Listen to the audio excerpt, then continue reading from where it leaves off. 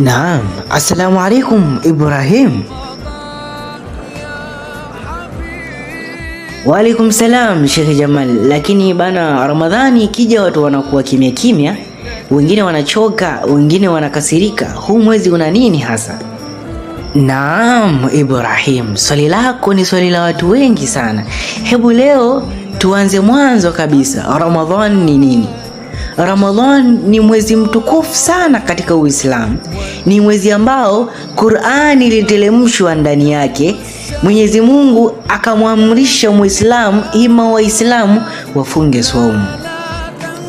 Kwa hiyo Sheikh Jamal, Ramadhan sio kula na kunywa. Hapana kabisa, funga ni sehemu tu ya Ramadhan. Mwenyezi Mungu anasema katika Qur'an, Suratul Al-Baqara sura ya pili aya nambari 185 inasema, Shahru Ramadhana alladhi unzila fil Qur'ana huda linnasi wa bayyinati minal huda wal furqani. Naam, sikiliza kwa makini tafsiri ya haya hii.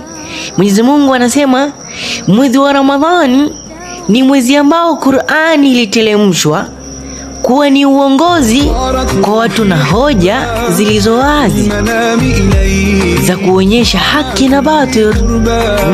Sasa Sheikh Jamal, aya hii inazungumzia nini hasa? Naam Ibrahim, hii aya inatufundisha kunako mambo matatu muhimu sana. Jambo la kwanza, Ramadhani ni mwezi wa Qur'an. Lakini jambo la pili, Ramadhani ni mwezi wa mafunzo na uongofu. Lakini jambo la tatu, ni mwezi wa kutofautisha mema na mabaya. Sasa hapo ndiyo maana Ramadhani si mwezi wa njaa tu, bali ni mwezi wa mabadiliko ya maisha. Sasa Sheikh Jamal, saumu inaingiaje hapo? Naam Ibrahim, nisikilize kwa makini nikwambie saumu ni nini. Saumu ni kuacha kula, kunywa na mahusiano ya ndoa kuanzia alfajir hadi machweo kwa nia ya kumwabudu Mwenyezi Mungu. Lengo lake ni kutusaidia, sikiliza kwa makini, kuwa na subira, kurekebisha tabia zetu. Na hisi unafahamu kabisa watu wanakuwa na tabia za ajabu ajabu, tabia ambazo zimpendezi Mwenyezi Mungu. Lakini kitu kingine, kumkumbuka Mungu zaidi. Sijui umenielewa? Oh, Sheikh Jamal, nimekupata. Kwa kifupi, naomba uniambie Ramadhani inatutaka nini kutoka kwetu? Ibrahim, hii Ramadhan inatutaka tuwe na nia ya kweli kabisa ya kumcha Mwenyezi Mungu. Lakini inatutaka tuwe na tabia njema, kuacha urongo, matusi, ugomvi.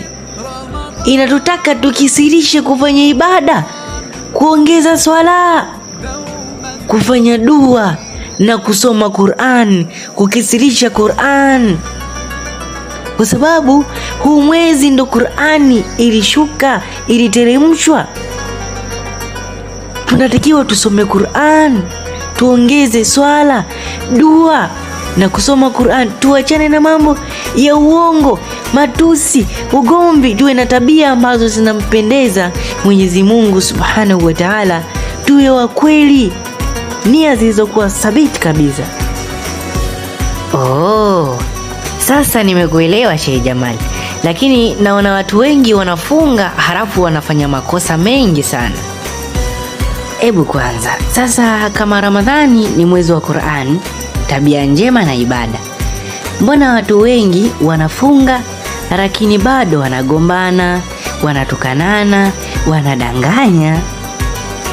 Naam, hapa ndipo tatizo kubwa la Ramadhani lilipo. Tatizo gani hilo? Naam Ibrahim, watu wengi wanafunga lakini hawajui ni mambo gani yanayoharibu saumu.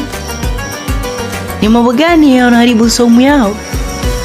unakuta wanaharibikiwa na saumu kila siku bila wao kujua. Sheikh Jamal, kwani mtu anaweza kufunga siku nzima halafu funga ikaharibika? Ndiyo bwana Ibrahim, na wengi wanaharibu kila siku lakini wakidhani wako sawa. Hayo ni makosa gani hayo? Naam ndugu zangu, tusikose kipande cha pili, kipande ambacho kinatuelezea ni vitu gani ambavyo tunavifanya katika maisha yetu ya kila siku vinaharibu saumu zetu, vinabatilisha saumu zetu, na kila siku tunafanya lakini tunajiona kama tuko sawa. Ni vitu gani ambavyo tunavifanya vinaharibu saumu zetu? Tusikose episode ya pili. Assalamu alaikum warahmatullahi wabarakatuh. Tunawapenda sana. Ramadhan Karim.